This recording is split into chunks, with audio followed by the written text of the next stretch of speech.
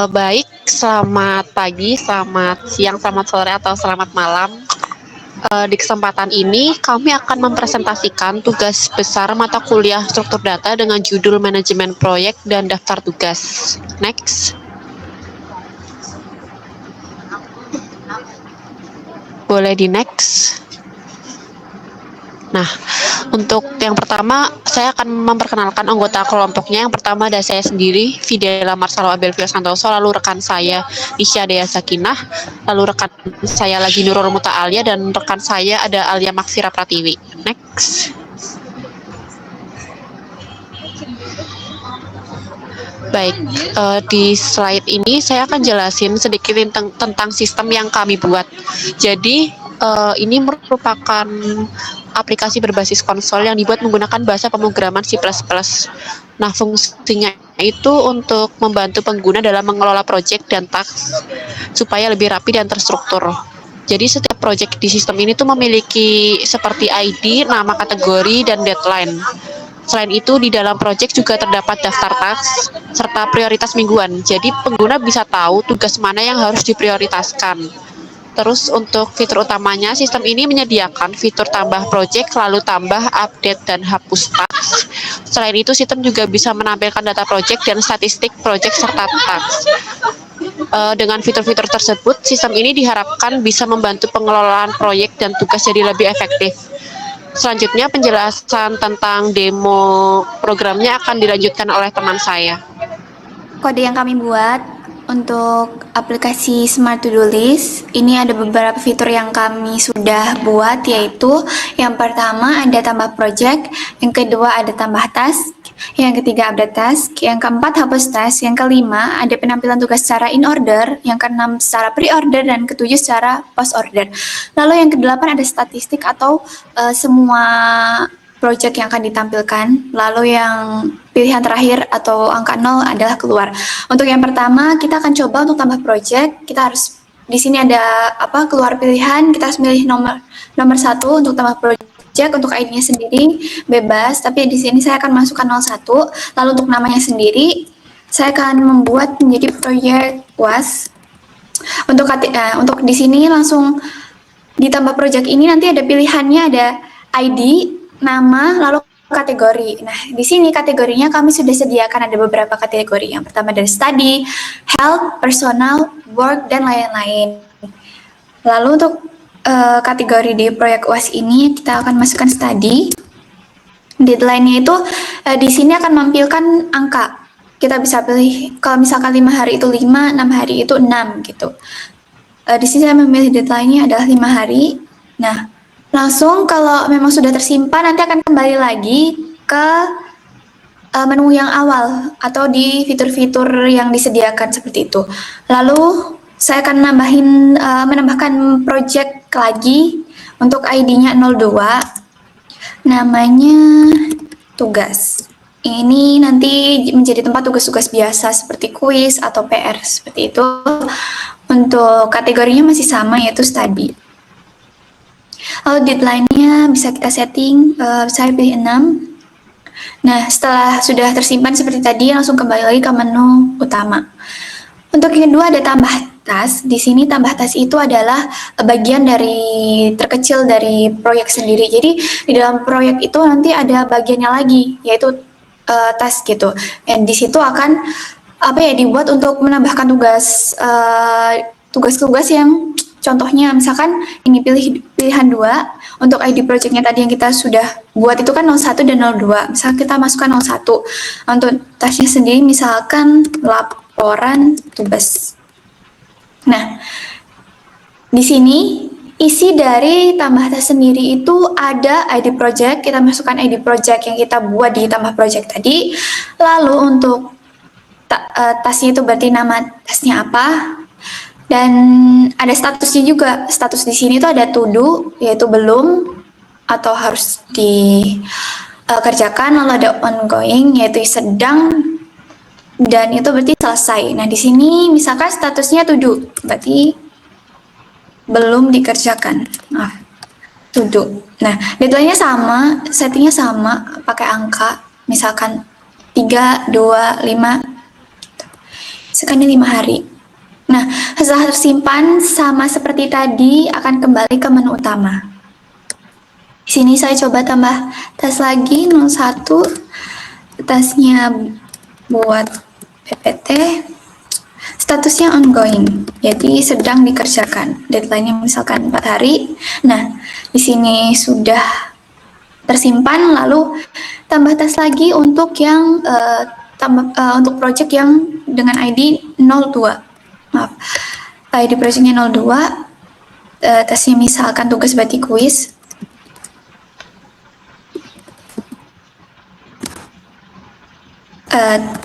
To-do statusnya belum dikerjakan, deadline misalkan 3 hari, sudah tersimpan di sini. Nah, lalu yang fitur nomor 3 ini ada update task. Jadi di sini itu nanti ada pilihan untuk mengupdate task. Misalkan tasknya itu sudah kita kerjakan seperti itu, nanti kita bisa ganti status lama dengan status yang baru. Nah, ini kita misalkan masukkan ID project 1. Tasnya namanya apa? Misalkan tadi buat PPT.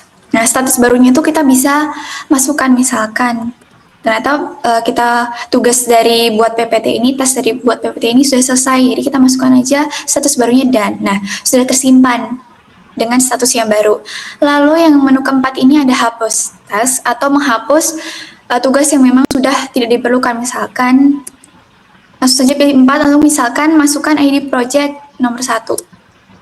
Nah, untuk tasnya sendiri karena tadi buat PPT-nya sudah selesai atau sudah selesai dikerjakan, langsung saja di sini kita masukkan ID project, tas apa, lalu akan dihapus secara otomatis.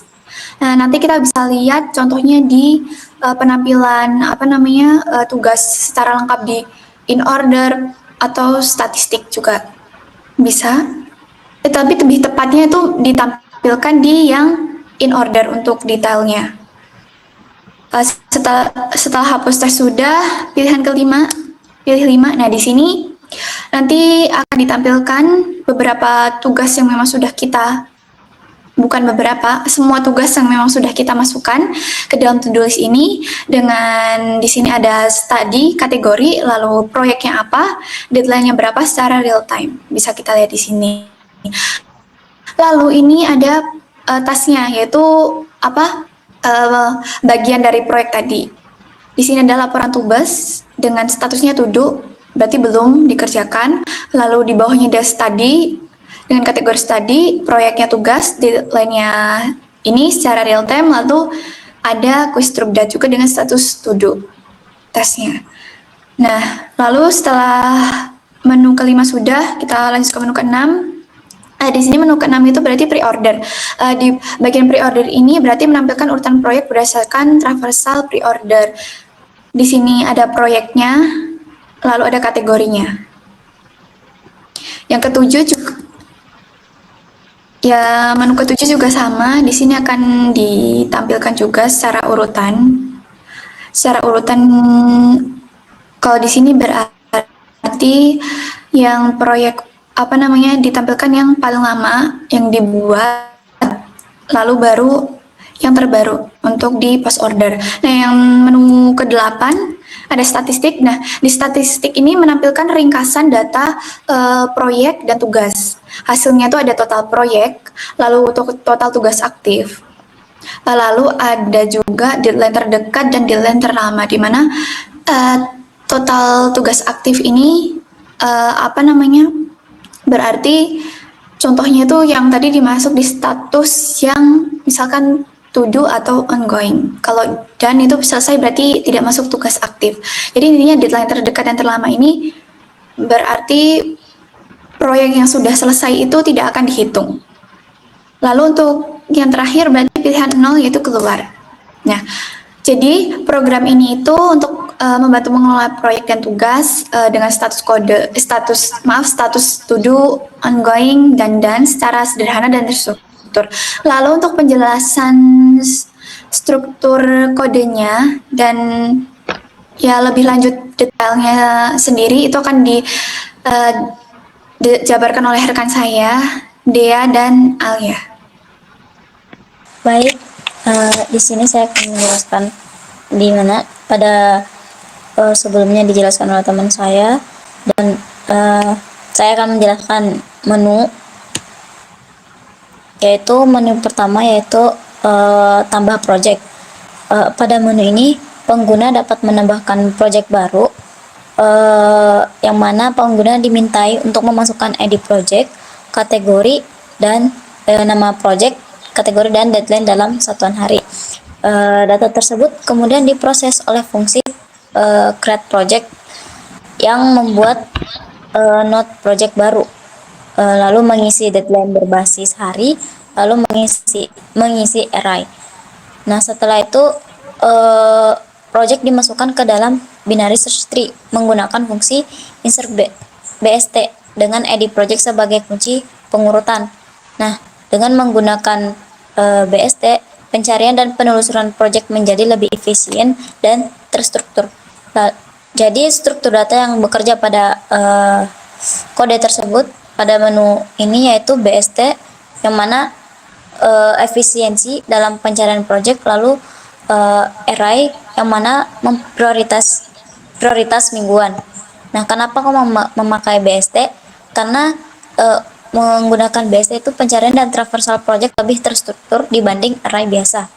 Nah, yang kedua, menu kedua tambah task, tambah tugas, yang mana menu ini digunakan untuk menambahkan task ke dalam project tertentu, seperti sebagaimana yang dijelaskan oleh teman saya tadi. Memberikan contoh, setelah membuat project, di situ akan ada pada menu 2 yang mana itu di dalam project tersebut itu meminta task baru, tugas baru, yang mana pengguna memasukkan ID project, kemudian nama task, lalu status task, dan deadline task. Nah, program ini akan mencari project di dalam BST. Jika project ditemukan, task baru akan ditambahkan ke link list task milik project tersebut. Nah, selain itu, nama task juga disimpan ke dalam stack Undo sebagai persiapan fitur Undo di masa pengembangan selanjutnya. Nah, struktur data yang bekerja itu link list, stack, dan BST, yang mana link list itu untuk menyimpan task. Nah, stack itu untuk menyimpan task yang terakhir. Kenapa kok menggunakan link list? Karena insert dan delete lebih fleksibel. Lalu yang ketiga, menu yaitu update task, yang mana menu ini berfungsi untuk mengubah status sebuah task, yang mana tadi contohnya itu statusnya to do, lalu kita ubah menjadi ke ongoing. Nah, yang mana pengguna ini memasukkan ID project, nama task, dan status baru. Nah, program akan menelusuri link list task pada project yang dipilih. Nah, jika task itu ditemukan, maka status task langsung diperbarui tanpa membuat node baru.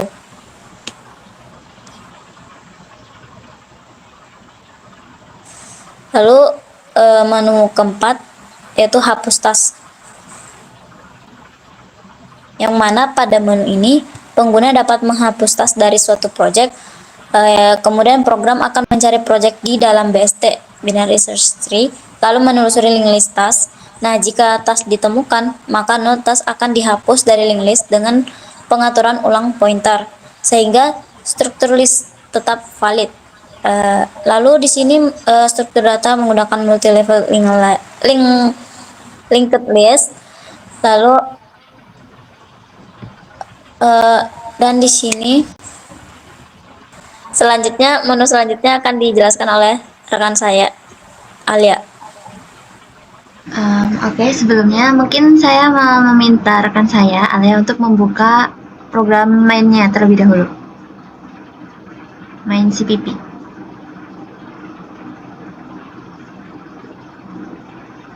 Baik, pada menu yang kelima itu ada in order. Nah, mungkin bisa dibuka dulu yang todo.cpp-nya ke bagian fungsi in order-nya. Nah, ke bagian situ. Oke, jadi di fungsi ini digunakan untuk menampilkan seluruh proyek secara teratur berdasarkan ID.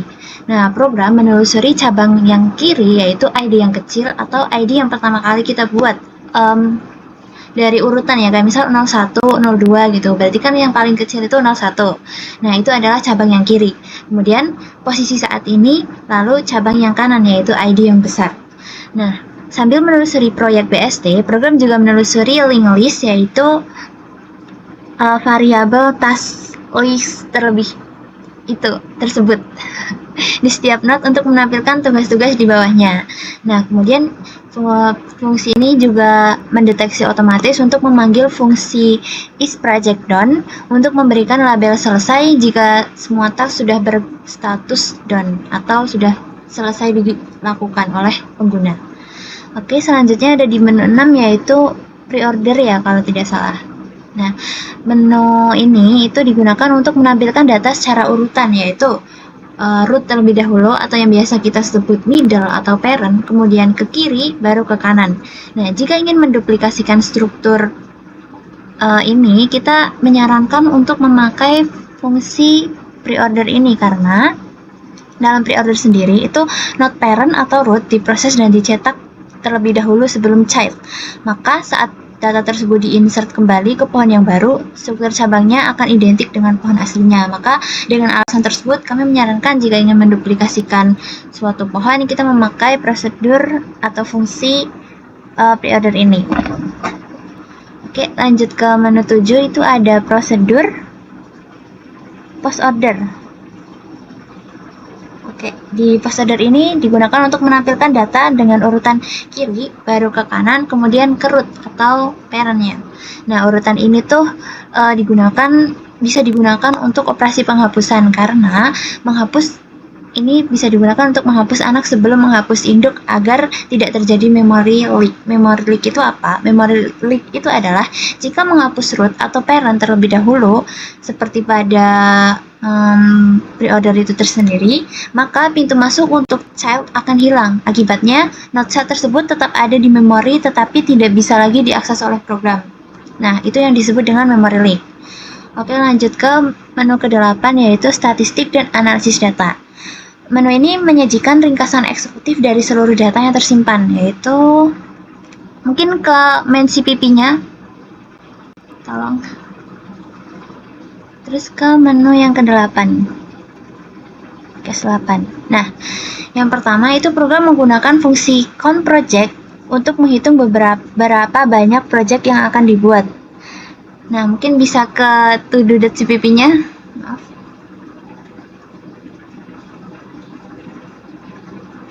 Count project. Nah, itu. Oke, di atas itu. Jadi fungsi ini itu bekerja dengan cara menjumlahkan satu, yaitu node saat ini, kemudian ditambah jumlah node di sub pohon kiri, ditambah jumlah node di sub pohon kanan. Nah, proses ini akan terus berulang sehingga mencapai node daun dengan hingga mencapai nilai yang 0. Oke, yang kemudian bisa kembali lagi ke main CPP.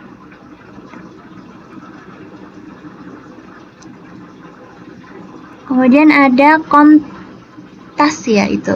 Nah, itu berfungsi untuk menghitung semua tugas yang ada di seluruh proyek. Mungkin bisa ke to do CPP-nya lagi, Kak Alia.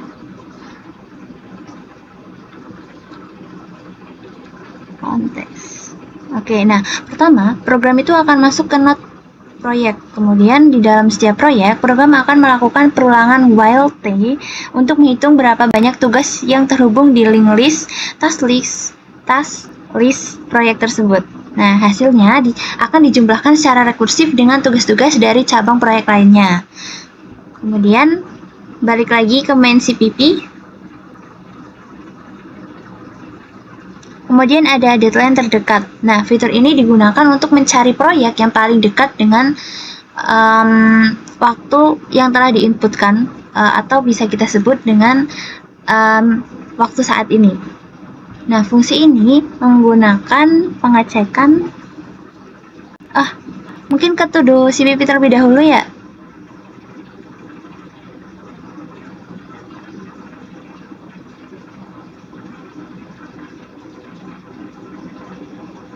Min deadline.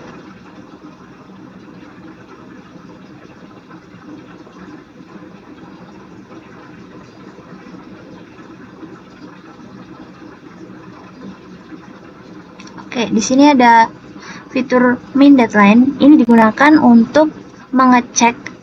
Di sini kan kita juga memanggil is project done ya. Nah, ini ketika is project done itu nilainya itu tidak sama, maka proyek yang semua tugasnya sudah done itu akan diabaikan, sehingga statistik hanya akan menampilkan proyek yang benar-benar masih aktif. Nah, program juga membandingkan nilai deadline dalam format timestamp detik untuk menemukan nilai yang paling kecil atau yang paling dekat dengan waktu sekarang. Nah, kemudian ada deadline terlama, yaitu ada max deadline. Nah, di sini itu kita melakukan kebalikannya dari minimal deadline yang tadi. Nah, kebalikannya dari ini itu untuk mencari proyek dengan batas waktu yang paling jauh dari masa yang sekarang tersebut atau waktu ini. Karena kan kita programnya menggunakan waktu secara real time. Nah, jadi fungsi ini hanya melihat proyek yang belum selesai saja dengan maksimal deadline yang paling lama. Oke, mungkin segitu dulu penjelasannya. Saya kembalikan ke rekan saya.